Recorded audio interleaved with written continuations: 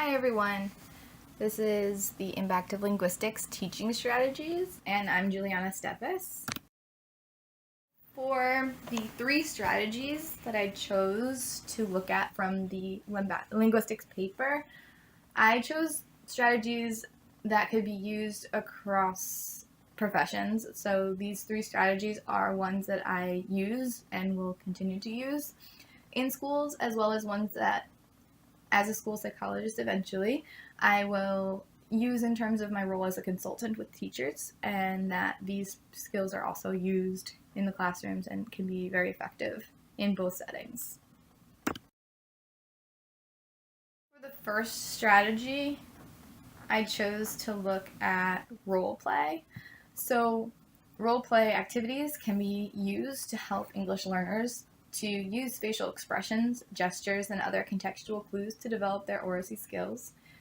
These strategies provide an opportunity to pay attention to those body cues and cultural norms that can be of particular importance to students who have culturally diverse backgrounds.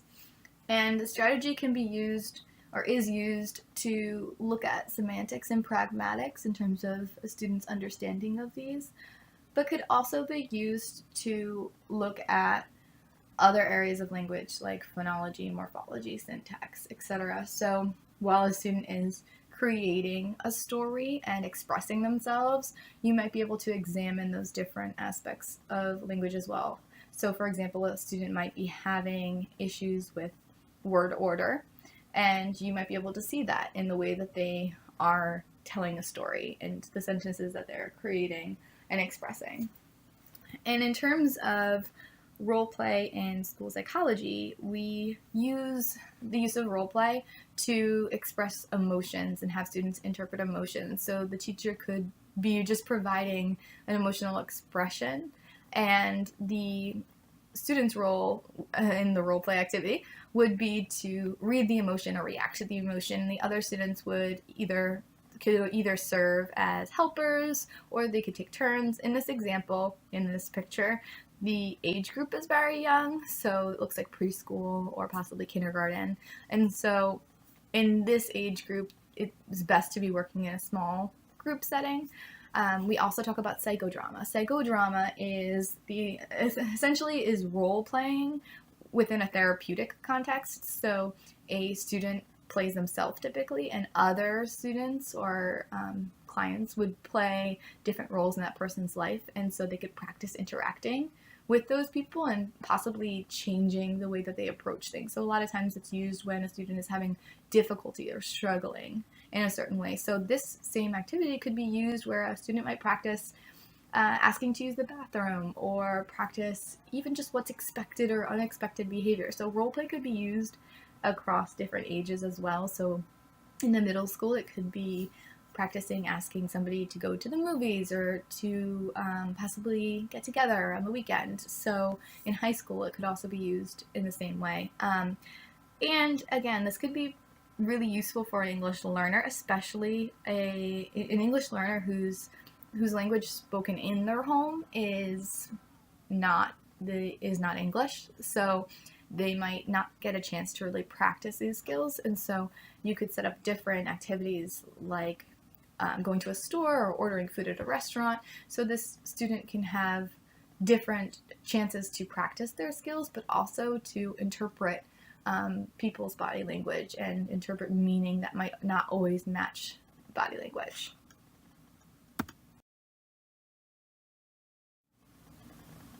So for the second strategy, I chose to look at the use of wordless books. So wordless books provide children the opportunity to construct meaning and create a story.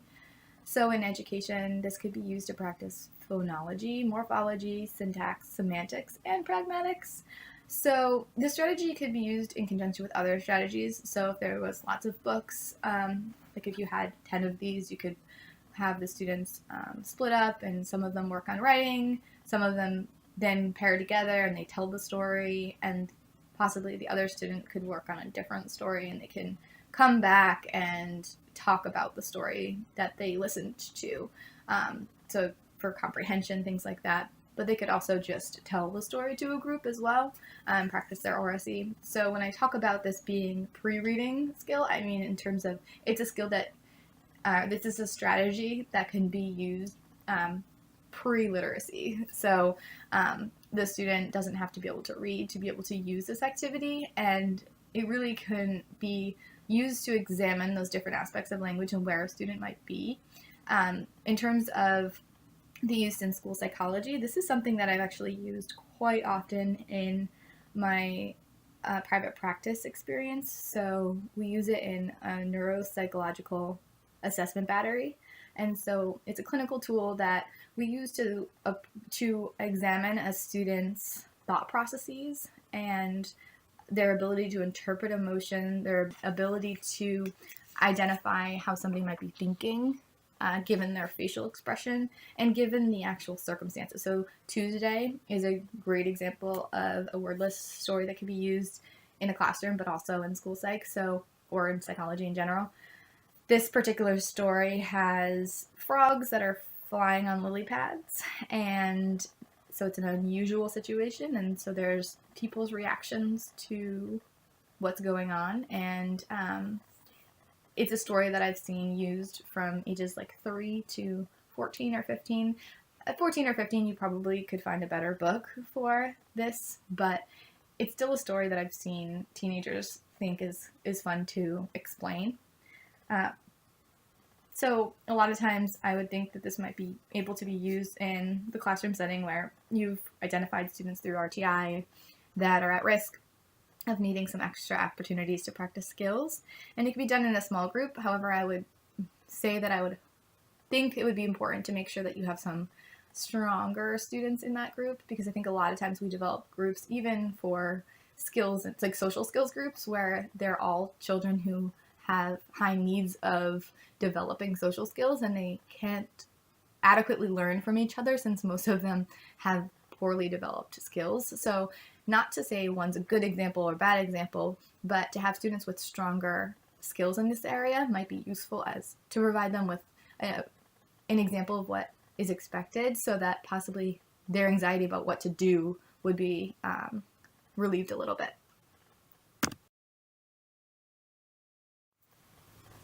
In terms of the third strategy, I chose to look at creative writing, and I'm sure you're thinking that's very broad.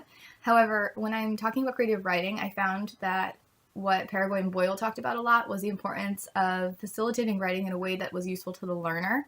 And they talked about how when students get an opportunity to write about what's most meaningful to them, that they're more fluid in their expression and that it was easier for them. So I think this in a classroom would be a teacher providing time each week for this creative writing without prompt. So essentially the teacher would say, hey everyone, today we're going to write. You can write about anything you want to write about. We're going to write for X amount of minutes.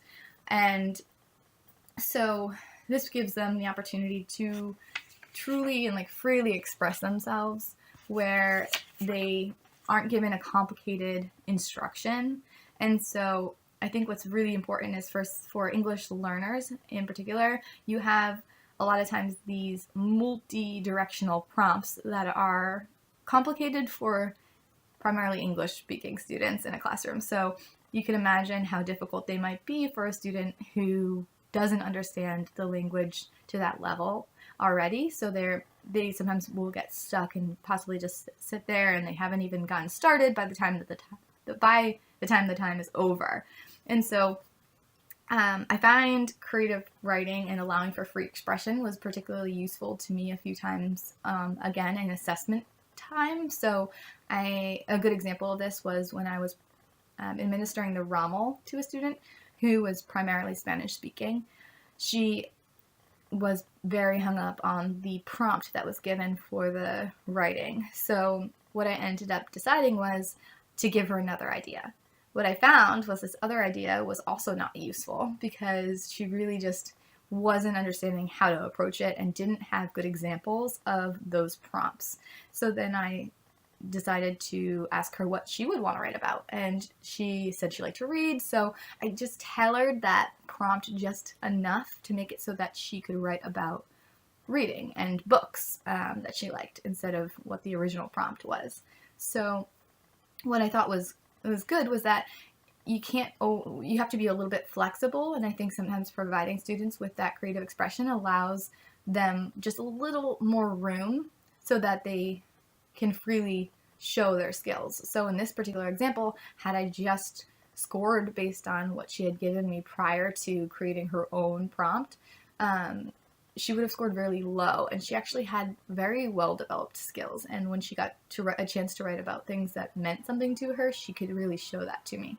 And truly, the way that scoring is often done, it's not on content, but in fact structure. So did the student write in complete sentences? Did they form paragraphs? Was there transitions in the paragraphs?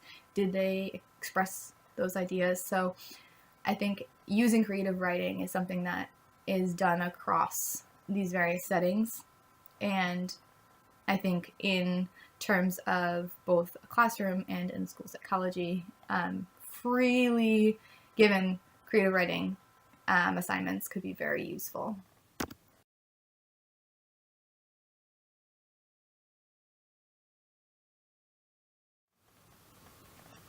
So for a summary and just some quick final thoughts, I just wanted to mention metalinguistic awareness as a tool to be used within sort of all of these skills. So many of these kind of provide children with the opportunity to examine and understand what they know and sort of what they don't know. And I think teaching in a way that is sort of indirect, so we aren't always correcting what's wrong, but providing them with the opportunity to sort of learn what is right themselves through, possibly the reflection of what they are saying back to them in a way that is appropriate. So even in the role play activities, this could mean that if a student was using incorrect word order, when you repeated back or summed up what the role play was, you would say the items in the correct order without directly saying you did this wrong. So we use metacognition all the time, and metacognition and metalinguistics sort of go hand in hand. And metacognition has to do a lot with understanding why we do what we do, or why we're thinking what we think, and how we are approaching things. So sort of having that deeper level understanding of ourselves and how we express ourselves and how we think about things. And in terms of the strategies, again, so I chose those 3 strategies that I found to be really broad and dimensional, so that they're things that would be just in my office as a school psychologist, but that I could take to classrooms as a role of in the role of a consultant if a teacher was looking for some strategies to use in the classroom. And I think all of them could look at various aspects of language. So I found that these 3 strategies really allowed for not just one particular area of language to be focused on, but many.